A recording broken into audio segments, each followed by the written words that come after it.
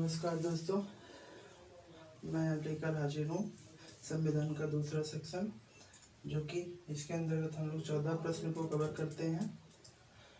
तो हम देखते हैं कि इसके अंतर्गत पहला प्रश्न हमारा क्या है। तो इसमें पहला प्रश्न दिया गया है, भारतीय राष्ट्रीय ध्वज में चक्र किसका प्रतीक है। तो भारतीय राष्ट्रीय ध्वज में जो चक्र है वो न्याय का प्रतीक है।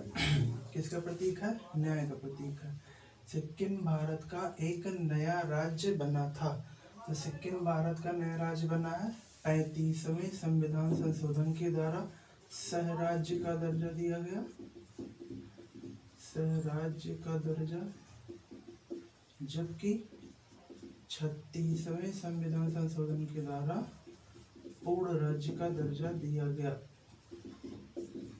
35वां संविधान संशोधन हुआ था 1974 ईस्वी में, और जो 36वां हुआ था वह हुआ था 1975 ईस्वी में हुआ था। तीसरे प्रश्न में देखते हैं, संविधान संशोधन के द्वारा दिल्ली को राष्ट्रीय राजधानी क्षेत्र का दर्जा दिया गया। किस संविधान संशोधन के द्वारा दिल्ली को राष्ट्रीय राजधानी क्षेत्र का दर्जा दिया गया? तो दिल्ली को राष्ट्रीय राजधानी क्षेत्र का दर्जा दिया गया 69वां संविधान संशोधन के अंतर्गत। और ये हुआ क्या था, कब था? तो 1991 में हुआ था। चौथा प्रश्न है, भाषाई आधार पर राज्यों का पुनर्गठन कब किया गया? तो भाषाई आधार पर राज्यों का पुनर्गठन किया गया था 1956 ईस्वी में। इसके तहत गठित होने वाला प्रथम राज्य था आंध्र प्रदेश। कब हुआ था? ये अक्टूबर 1953 को गठित हुआ था।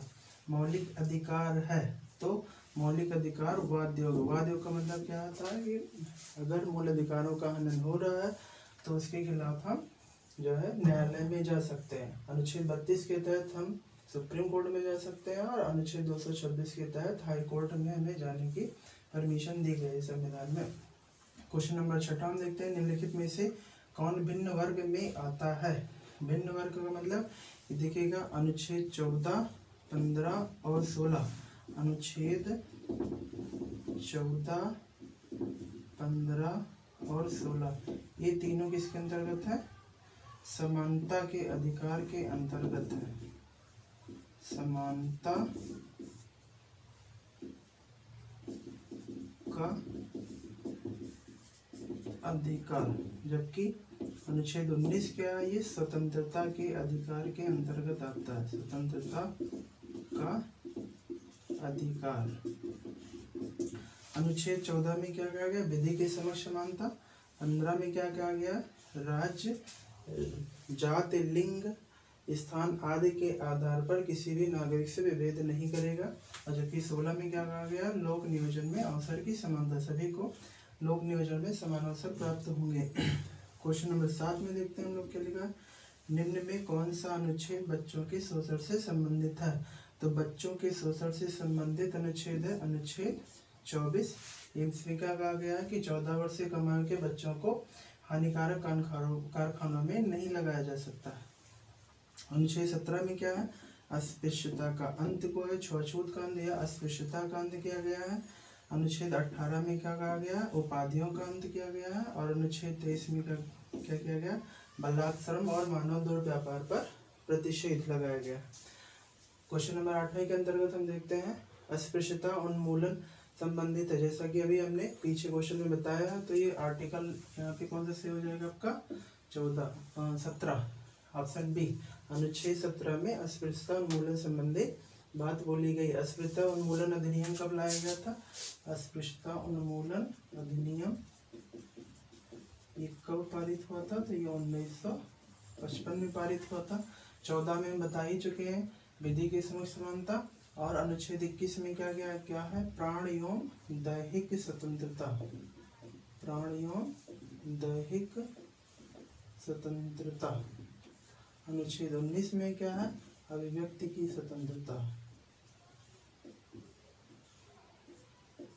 वाक्यों अभिव्यक्ति की स्वतंत्रता। अनुच्छेद 9 क्वेश्चन नंबर 9 में क्या लिखा गया है? बंदी प्रत्यक्षीकरण के लिए कौन सी रिट याचिका दायर की जा सकती है? बंदी प्रत्यक्षीकरण के लिए कौन सी रिट याचिका दायर की जा सकती है? तो वह हैबियस कॉर्पस। दरअसल ये अंग्रेजी वर्जन में लिखा गया है, इसीलिए क्या होगा? हैबियस कॉर्पस होगा। क्वेश्चन नंबर 10 में क्या बोला गया? संपत्ति का अधिकार है क्या है? संपत्ति का अधिकार मौलिक अधिकार में मूल संविधान में दिया गया था, जिसे 44वें संविधान संशोधन के तहत इसे हटा दिया गया। नैसर्गिक नहीं है, कानूनिक नहीं है, कौन सा है? वैधानिक अधिकार। तो इसका ऑप्शन हमारा सी सही होगा। समान नागरिक संहिता संबंधित है, तो समान नागरिक संहिता हमारा किससे संबंधित है? तो आर्टिकल 44 से संबंधित है। 41 में क्या है? काम पाने का अधिकार, काम पाने का अधिकार। 40 में क्या है? ग्राम पंचायतों का गठन।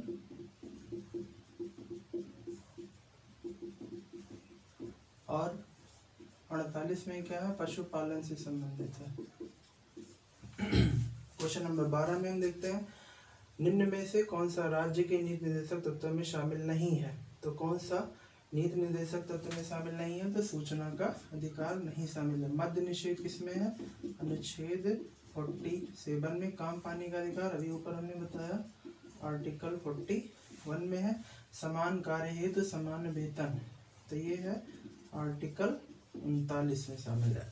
क्वेश्चन नंबर 13 में हम देखते हैं, निम्न में से किस भाग में मौलिक कर्तव्यों का उल्लेख किया गया?